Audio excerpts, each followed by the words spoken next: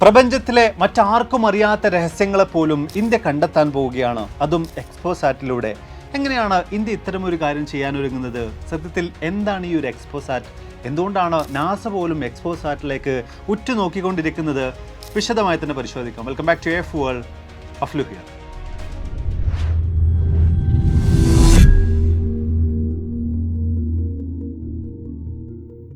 നമ്മളേറെ പുരോഗതി പ്രാപിച്ചു കഴിഞ്ഞു, ടെക്നോളജിയിൽ വളരെയേറെ അഡ്വാൻസ്ഡ് ആയി മാറിക്കഴിഞ്ഞു, ഒരുപാടധികം പ്രപഞ്ച സത്യങ്ങൾ നമ്മൾ ഇതിനോടകം തന്നെ മനസ്സിലാക്കി കഴിഞ്ഞു എന്നൊക്കെ പറഞ്ഞു കഴിഞ്ഞാലും നമ്മൾ മനുഷ്യർക്ക് അറിയാത്ത ഒരുപാട് അനേകം പ്രപഞ്ച സത്യങ്ങൾ ഇന്നും നമ്മുടെ പ്രപഞ്ചത്തിൽ നമ്മുടെ ചുറ്റുഭാഗത്തായിട്ട് നിലകൊണ്ടുകൊണ്ടിരിക്കുന്നുണ്ട്. ആ കൂട്ടത്തിൽപ്പെട്ട ഇന്നും ഭൂമിയിൽ ജീവിച്ചുകൊണ്ടിരിക്കുന്ന ഒരാൾക്ക് പോലും കൂടുതലായി അറിയാൻ മനസ്സിലാക്കാൻ കഴിയാതെ പോയിട്ടുള്ള ഒരു വിഷയമാണ് ബ്ലാക്ക് ഹോൾ എന്ന് പറയുന്നത്. ബ്ലാക്ക് ഹോളിനെ പലരും ടൈം ട്രാവലിങ്ങുമായി ബന്ധപ്പെട്ടുകൊണ്ട്, വേം ഹോളുകളുമായി ബന്ധപ്പെട്ടുകൊണ്ട്, ഏലിയൻസുമായി ബന്ധപ്പെട്ടുകൊണ്ട്, പാരലൽ യൂണിവേഴ്സുകളുമായി ബന്ധപ്പെടുത്തിക്കൊണ്ട് ഒക്കെ തന്നെ വിശദീകരിക്കാറുണ്ട്. എന്തൊക്കെ തന്നെയായാലും ഇത്തരത്തിലുള്ള ബ്ലാക്ക് ഹോളിനെ കുറിച്ചെല്ലാം കൂടുതലായിട്ട് മനസ്സിലാക്കുന്നതിന് വേണ്ടി ഇക്കഴിഞ്ഞ ജനുവരി മാസം 1-ാം തീയതി PSLV റോക്കറ്റിൻ്റെ സഹായത്തോടുകൂടെ എക്സ്പോസാറ്റ് എന്ന് പറയുന്ന സ്പേസ് ഒബ്സർവേറ്ററിയെ, ചുരുക്കി പറയുകയാണെങ്കിൽ ടെലസ്കോപ്പിനെ, നമ്മൾ നമ്മുടെ സ്പേസിലേക്ക് എത്തിച്ചു കഴിഞ്ഞിരിക്കുകയാണ്. ഭൂമിയുടെ ഒരു ലോവർ ഓർബിറ്റിൽ വലയം ചെയ്തുകൊണ്ട് വ്യത്യസ്ത തരത്തിലുള്ള എക്സ്റേകളെ കുറിച്ച് പഠിച്ചുകൊണ്ടിരിക്കുകയാണ് നിലവിൽ ഈ ഒരു എക്സ്പോസാറ്റ് എന്ന് പറയുന്നത്.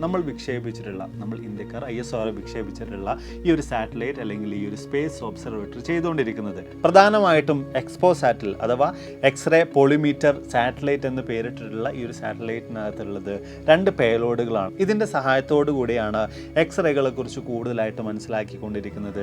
അതിൻ്റെ ഉത്ഭവസ്ഥാനവും മറ്റുമൊക്കെ വിശദമായ നിലയിൽ തന്നെ നമ്മൾ ഇന്ന് പഠിച്ചുകൊണ്ടിരിക്കുന്നത്. പ്രധാനമായിട്ടും നമ്മൾ നോക്കുമ്പോൾ ഈ ഒരു സൂപ്പർനോവ എക്സ്പ്ലോഷൻസ് ഉണ്ടാകുന്ന അവസരത്തിൽ ബ്ലാക്ക് ഹോളുകളിൽ നിന്നൊക്കെ തന്നെ വലിയ തോതിലുള്ള എക്സ്റേകൾ പ്രപഞ്ചത്തിലൂടെ അങ്ങനെ സഞ്ചരിച്ചുകൊണ്ടിരിക്കുന്നുണ്ട്.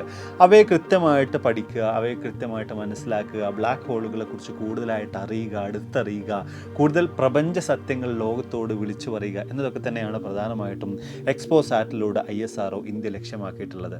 ഇനി ഇവിടെ ഉയർന്നു വരുന്ന ഏറ്റവും വലിയ ചോദ്യം എന്ന് പറയുന്നത് എന്താണ് ഈ ഒരു ബ്ലാക്ക് ഹോൾ എന്നുള്ളതാണ്.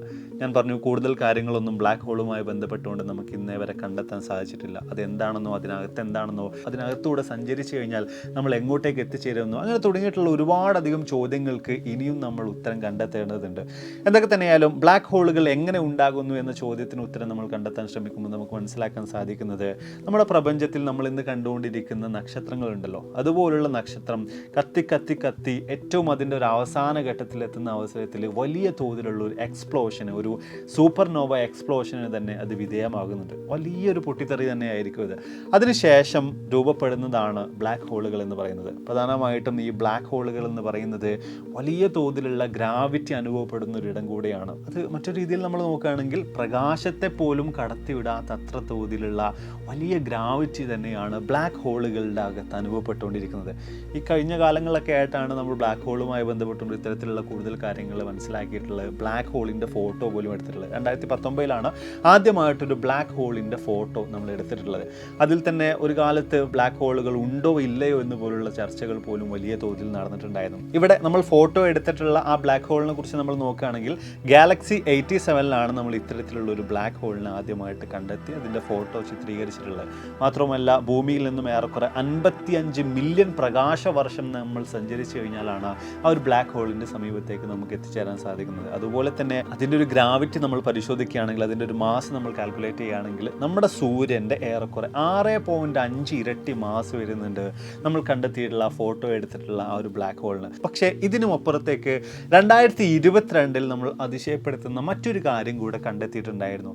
നമ്മുടെ പ്രപഞ്ചത്തിലെ നമ്മുടെ ഗാലക്സി ആയിട്ടുള്ള മിൽക്കി വേ ഗാലക്സിയുടെ ഏറ്റവും സെൻറ്റർ പോയിന്റിലായിട്ട് ഒരു ബ്ലാക്ക് ഹോൾ നിലകൊള്ളുന്നുണ്ട് എന്നതായിരുന്നു ആ ഒരു കണ്ടെത്തൽ. എന്തൊക്കെ തന്നെയായാലും ആ ഒരു ബ്ലാക്ക് ഹോളിന് നമ്മൾ പേരിട്ടിട്ടുള്ളത് സഗിറ്റേറിയസ് A എന്നതാണ്. ഭൂമിയിൽ നിന്നും 25,000 വർഷങ്ങൾ, പ്രകാശ വർഷങ്ങൾ സഞ്ചരിച്ചു കഴിഞ്ഞാലാണ് ഈ ഒരു ബ്ലാക്ക് ഹോളിൻ്റെ സമീപത്തേക്ക് നമുക്ക് എത്തിച്ചേരാൻ സാധിക്കുന്നത്. ഇവിടെ തീർച്ചയായിട്ടും നിങ്ങളുടെ മനസ്സിലേക്ക് ഉയർന്നു വരുന്ന വലിയൊരു ചോദ്യം എന്ന് പറയുന്നത്, പ്രകാശത്തെ പോലും കടത്തിവിടാത്ത അത്ര ഗ്രാവിറ്റി ഉള്ള ഈ ബ്ലാക്ക് ഹോളിൻ്റെ ഫോട്ടോ നമ്മൾ എങ്ങനെയാണ് എടുത്തിട്ടുള്ളത് എന്ന് പറയുന്ന വലിയൊരു ചോദ്യമായിരിക്കും. നമുക്കറിയാം, നമ്മൾ ഏതൊരു വസ്തുവിനെയും കാണുന്നത് പ്രകാശം ആ ഒരു വസ്തുവിൽ തട്ടി റിഫ്ലക്റ്റ് ചെയ്ത് നമ്മുടെ കണ്ണിലെത്തുമ്പോഴാണ്. ഇവിടെ അത്തരമൊരു കാര്യം ഒരിക്കലും സംഭവിക്കുന്നില്ല. അങ്ങനെയാണെങ്കിൽ പിന്നെ നമുക്ക് എങ്ങനെ ഈ ഒരു ബ്ലാക്ക് ഹോളുകളുടെ ഫോട്ടോ എടുക്കാൻ സാധിക്കും? എങ്ങനെ ബ്ലാക്ക് ഹോളുകളെ കുറിച്ച് കൂടുതലായിട്ട് പഠിച്ചു മനസ്സിലാക്കാൻ സാധിക്കും? ആ കാര്യത്തെക്കുറിച്ച് നമ്മൾ കൂടുതലായിട്ട് കൃത്യമായിട്ട് മനസ്സിലാക്കുകയാണെങ്കിൽ ഇത്തരത്തിലുള്ള ബ്ലാക്ക് ഹോളുകളുടെ അകത്തേക്ക് വലിയ തോതിൽ സമീപത്തുള്ള ഗ്യാസും മെറ്റീരിയൽസും ഒക്കെ തന്നെ പതിക്കുന്ന അവസരത്തിൽ, പുൾ ചെയ്യപ്പെടുന്ന അവസരത്തിൽ, വലിച്ചു കൊണ്ടുപോകുന്ന അവസരത്തിൽ അവിടെ വലിയ തോതിലുള്ള ഫ്രിക്ഷൻ ഉണ്ടാകുന്നുണ്ട്. അത് കാരണമായിട്ട് തന്നെ വലിയ തോതിലുള്ള ഹീറ്റ് പ്രൊഡ്യൂസ് ചെയ്യപ്പെടുന്നുണ്ട്. മില്യൺ കണക്കിന് ഡിഗ്രി സെൽഷ്യസ് ഹീറ്റൊക്കെയാണ് അവിടെ അവസരങ്ങളിൽ പ്രൊഡ്യൂസ് ചെയ്യുന്നത്. അതുമൂലമായിട്ട് ആ പ്രദേശങ്ങളിൽ വലിയ തോതിലുള്ള എക്സ്റേകൾ കൂടെ പ്രൊഡ്യൂസ് ചെയ്യപ്പെടുന്നുണ്ട്. അപ്പോൾ നമ്മുടെ എക്സ്പോസാറ്റ് പോലെയുള്ള സാറ്റലൈറ്റുകളുടെ സഹായത്തോടുകൂടെ, സ്പേസ് ഒബ്സർവേറ്ററിയുടെ സഹായത്തോടുകൂടെ നമ്മൾ കൃത്യമായിട്ട് ഈ വരുന്ന എക്സ്റേകളെ കുറിച്ച് പഠിക്കുക വഴി നമുക്ക് വളരെ കൃത്യമായിട്ട് തന്നെ ഈ ബ്ലാക്ക് ഹോളുകളെ ഐഡൻറ്റിഫൈ ചെയ്യാൻ സാധിക്കുന്നുണ്ട്. പ്രപഞ്ചത്തിൽ എവിടെയൊക്കെയാണ് ഈ ബ്ലാക്ക് ഹോളുകളിലെന്ന് കണ്ടെത്താൻ സാധിക്കുന്നുണ്ട്. അവയുടെ വിശേഷണങ്ങൾ, അവയുടെ സവിശേഷതകൾ, അവയെക്കുറിച്ചുള്ള കൂടുതലായിട്ടുള്ള കാര്യങ്ങളൊക്കെ തന്നെയും വളരെ ലളിതമായിട്ട് നമുക്ക് പഠിച്ച് മനസ്സിലാക്കാൻ സാധിക്കുന്നുണ്ട്. ഇനി അടുത്തതായിട്ട് ഉയർന്നു വരുന്ന വലിയൊരു ചോദ്യം എന്ന് പറയുന്നത്, ഇത്തരത്തിലുള്ള ഈ ബ്ലാക്ക് ഹോളുകളുടെ അകത്തെന്താണ്? ഈ മെറ്റീരിയൽസിനെ അല്ലെങ്കിൽ പ്രകാശത്തെ ഒക്കെ തന്നെയും എങ്ങോട്ടേക്കാണ് ഈ ബ്ലാക്ക് ഹോളുകൾ വലിച്ചുകൊണ്ട് പോകുന്നത്? ഈ ഒരു കാര്യത്തെക്കുറിച്ച് നിരന്തരമായിട്ട് നമ്മൾ ഇപ്പോഴും പഠിച്ചുകൊണ്ടിരിക്കുകയാണ്. എക്സ്പോസാറ്റ് അത്തരത്തിലുള്ള ഒരുപാട് പുതിയ അറിവുകൾ നമുക്ക് നൽകുമെന്നാണ് നമുക്ക് പ്രതീക്ഷിക്കാം. ഇവിടെ ഈ കാര്യങ്ങളുമായി ബന്ധപ്പെട്ടുകൊണ്ട് ചില തിയറികളുണ്ട്. പലരും വിശേഷിപ്പിച്ചുകൊണ്ടിരിക്കുന്ന, അഭിപ്രായപ്പെട്ടുകൊണ്ടിരിക്കുന്ന ചില കാര്യങ്ങൾ. അതിൽ ഒന്നാമതായിട്ട് പലരും വിശേഷിപ്പിക്കുന്നത് ഈ ബ്ലാക്ക് ഹോൾ എന്ന് പറയുന്നത് പാരലൽ യൂണിവേഴ്സിലേക്കുള്ള അല്ലെങ്കിൽ മറ്റു പല യൂണിവേഴ്സിലേക്കുമുള്ള ഒരു വാതിലാണ്. അതിനകത്തൂടെ നമ്മൾ കയറി ചെന്ന് കഴിഞ്ഞാൽ മറ്റു പല യൂണിവേഴ്സിലേക്കും നമുക്ക് വളരെ എളുപ്പത്തിൽ തന്നെ എത്താൻ സാധിക്കുന്നതായിരിക്കും. അതിനുവേണ്ടി നിർമ്മിതമായിട്ടുള്ളതാണ് ഇത്തരത്തിലുള്ള ബ്ലാക്ക് ഹോളുകൾ എന്നൊരു തിയറിയാണ്. രണ്ടാമതായിട്ട് പല ആളുകൾക്കും വിശേഷിപ്പിക്കാനുള്ളത് ബ്ലാക്ക് ഹോളുകൾ ഒരുപക്ഷെ വേം ഹോളുകളായിരിക്കാം എന്നതാണ്. വേം ഹോൾ എന്ന് പറയുന്നത് പൂർണ്ണമായിട്ടും ഒരു തിയറി ആയിട്ട് നിലകൊള്ളുന്ന സംഭവം തന്നെയാണ്. ഇന്ന് വരെ നമുക്ക് കൃത്യമായിട്ട് കണ്ടെത്താൻ സാധിക്കാത്ത ഒരു കാര്യം കൂടിയാണ് ഈ ഒരു വേം ഹോളുകൾ എന്ന് പറയുന്നത്. അതായത് പ്രപഞ്ചത്തിൻ്റെ രണ്ട് അറ്റങ്ങളിലേക്ക് ചുരുങ്ങിയ സമയങ്ങൾക്കുള്ളിൽ നമുക്ക് ഇത്തരത്തിലുള്ള വേം ഹോളുകൾക്കകത്തൂടെ സഞ്ചരിച്ചു കഴിഞ്ഞാൽ എത്തിച്ചേരാൻ സാധിക്കുന്നുണ്ട്. അതിനാലൊക്കെ തന്നെ പലരും വിശേഷിപ്പിക്കുന്നത് ഒരു പക്ഷേ നമ്മൾ ഈ ഒരു ബ്ലാക്ക് ഹോളുകളുടെ അകത്തുകൂടെ ചെന്ന് കഴിഞ്ഞാൽ അല്ലെങ്കിൽ കയറി ചെന്ന് കഴിഞ്ഞാൽ നമുക്ക് പ്രപഞ്ചത്തിൻ്റെ മറ്റേതെങ്കിലും ഒരു കോണിൽ തീർച്ചയായിട്ടും എത്തിച്ചേരാൻ സാധിക്കും എന്ന് പറയുന്ന ഒരു കാര്യമാണ്. ഇവിടെ ഉയർന്നു വരുന്ന മറ്റൊരു വലിയ കോമഡി ആയിട്ടുള്ള കാര്യമുണ്ട്. പ്രകാശത്തെ പോലും പിടിച്ചു വലിക്കുന്ന അത്ര ഗ്രാവിറ്റി ഉള്ള ഈ ഒരു ഭാഗത്തേക്ക് നമ്മളൊക്കെ എത്തിച്ചേർന്ന് കഴിഞ്ഞാൽ പൂർണ്ണമായിട്ടും നമ്മുടെ കാര്യം അതോടുകൂടെ തീരും. അപ്പോൾ അതിനൊക്കെ മറികടക്കുന്ന നിലയിലുള്ള എന്തെങ്കിലും തരത്തിലുള്ള സംവിധാനങ്ങൾ ഉണ്ടെങ്കിൽ മാത്രമേ നമുക്ക് ഈ ഒരു ബ്ലാക്ക് ഹോളുകളുടെ അകത്തുകൂടെ തീർച്ചയായിട്ടും സഞ്ചരിക്കാൻ പോലും സാധിക്കുകയുള്ളൂ.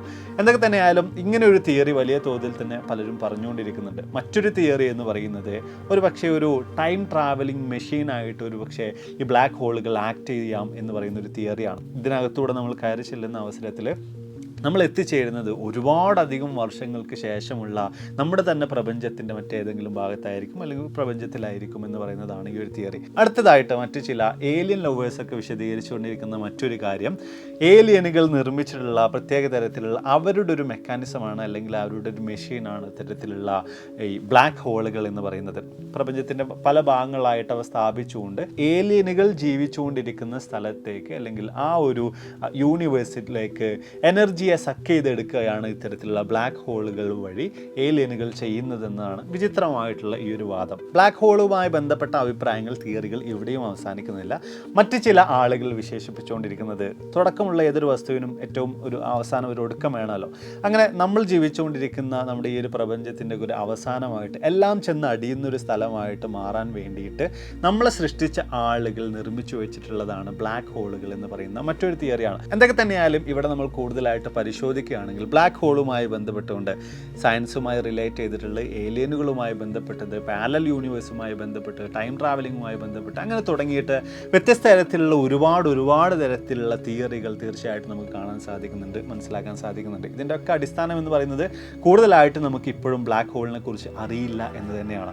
തീർച്ചയായിട്ടും എക്സ്പോസാറ്റിലൂടെയൊക്കെ തന്നെയും ബ്ലാക്ക് ഹോളുകളെ കുറിച്ച് കൂടുതലായിട്ട് മനസ്സിലാക്കുക വഴി പ്രപഞ്ചത്തിൽ മറ്റാർക്കും അറിയാത്ത ഏറ്റവും വലിയ പ്രപഞ്ച സത്യങ്ങൾ തീർച്ചയായിട്ടും നമുക്ക് മനസ്സിലാക്കാൻ സാധിക്കുന്നതായിരിക്കും. അതിനാലൊക്കെ തന്നെയാണ് നാസ പോലും ഇത്തരത്തിൽ എക്സ്പോസാറ്റ് എന്ന് പറയുന്ന നമ്മുടെ സ്പേസ് ഒബ്സർവേറ്ററിയിലേക്ക് ഉറ്റുനോക്കിക്കൊണ്ടിരിക്കുന്നത്. 5 വർഷം സമയത്തിനുള്ളിൽ തീർച്ചയായിട്ടും വലിയ ഒരുപാടധികം രഹസ്യങ്ങൾ ലോകത്തോട് വിളിച്ചു പറയാൻ, ശാസ്ത്ര ലോകത്തിന് സമ്മാനിക്കാൻ എക്സ്പോസാറ്റിലൂടെ ഇന്ത്യക്ക് സാധിക്കുമെന്ന് തന്നെ തീർച്ചയായും നമുക്ക് പ്രതീക്ഷിക്കാം. അപ്പോൾ എന്തായാലും നമ്മുടെ വീഡിയോസോടെ വൈൻഡപ്പാണ്. എല്ലാ കാര്യങ്ങളെക്കുറിച്ചും വളരെ വ്യക്തമായി ലളിതമായ നിലയിൽ തന്നെ നിങ്ങൾക്ക് മനസ്സിലാക്കാൻ സാധിച്ചെന്ന് വിചാരിക്കുന്നു. ഇതിനോടൊപ്പം തന്നെ US ഇത്തരത്തിലുള്ള എക്സ്റേകളെ കുറിച്ച് പഠിച്ച് മനസ്സിലാക്കാനായിട്ട് ഓൾറെഡി ഓൾറെഡി അവരുടെ ഒരു സ്പേസ് ഒബ്സർവേറ്ററി അല്ലെങ്കിൽ ഒരു സാറ്റലൈറ്റ് വിക്ഷേപിച്ച് കഴിഞ്ഞിട്ടുണ്ട്. ചന്ദ്ര എക്സ്റേ എന്ന് പറയുന്ന അവരുടെ സാറ്റലൈറ്റും അല്ലെങ്കിൽ സ്പേസ് ഒബ്സർവേറ്ററി, ടെലിസ്കോപ്പ് ഇതിനോടൊപ്പം തന്നെ വ്യത്യസ്തമായിട്ടുള്ള കാര്യങ്ങളൊക്കെ തന്നെയും പഠിച്ചുകൊണ്ടിരിക്കുന്നുണ്ട്. എന്തൊക്കെ തന്നെയായാലും വൈകാതെ വരും വർഷങ്ങളിൽ ബ്ലാക്ക് ഹോളുമായി ബന്ധപ്പെട്ട ഒരുപാടധികം പുതിയ ഞെട്ടിക്കുന്ന വിവരങ്ങൾ നമുക്ക് മനസ്സിലാക്കാൻ സാധിക്കുമെന്ന് തന്നെ പ്രതീക്ഷിക്കാം. ഞാനിപ്പോൾ ഈ പറഞ്ഞ പോലുള്ള ഏതെങ്കിലും ഒരു കാര്യങ്ങളാണ് ഇതിലൂടെ നമ്മൾ കണ്ടെത്തുന്നതെങ്കിൽ, ബ്ലാക്ക് ഹോളിനകത്തുള്ളത് എന്ന നിലയിൽ നമ്മൾ കണ്ടെത്തുന്നതെങ്കിൽ, തീർച്ചയായിട്ടും അത് ശാസ്ത്രലോകത്തെ പൂർണ്ണമായിട്ടും മാറ്റിമറിക്കുന്ന നിലയിലുള്ള കാര്യങ്ങളായിട്ട് മാറി വരിക തന്നെ ചെയ്യും. മാത്രമല്ല, ഈ കൂട്ടത്തിൽ ബ്ലാക്ക് ഹോളുമായി ബന്ധപ്പെട്ടുകൊണ്ട് മറ്റ് ചില ആളുകൾ പറയുന്ന വേറെ രസകരമായിട്ടുള്ള തിയറി കൂടെ ഉണ്ട്. നമ്മളൊക്കെ തന്നെ ജീവിച്ചുകൊണ്ടിരിക്കുന്നത് ഒരു ബ്ലാക്ക് ഹോളിനകത്തായിക്കൂടെ എന്നുള്ളതാണ് അവരുടെ ചില തിയറികൾ എന്ന് പറയുന്നത്. അപ്പോൾ എന്തായാലും വീഡിയോയെക്കുറിച്ചുള്ള നിങ്ങളുടെ അഭിപ്രായങ്ങൾ തീർച്ചയായും താഴ്ന്ന് രേഖപ്പെടുത്താൻ മറക്കരുത്. അതുപോലെ തന്നെ നമ്മൾ കുറേ തിയറികളൊക്കെ രസകരമായിട്ടുള്ള കാര്യങ്ങളൊക്കെ തന്നെ സംസാരിച്ചു.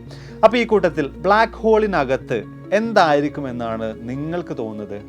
നിങ്ങളുടെ ചിന്തകൾ തീർച്ചയായിട്ടും കമൻറ്റ് രൂപത്തിൽ ഒന്ന് അറിയിക്കുക. അപ്പോൾ ഇതിൽ നിന്ന് ഒരുപാടധികം വീഡിയോസുകളുമായി കണ്ടുമുട്ടാം. പ്രതീക്ഷയോടെ ബൈ.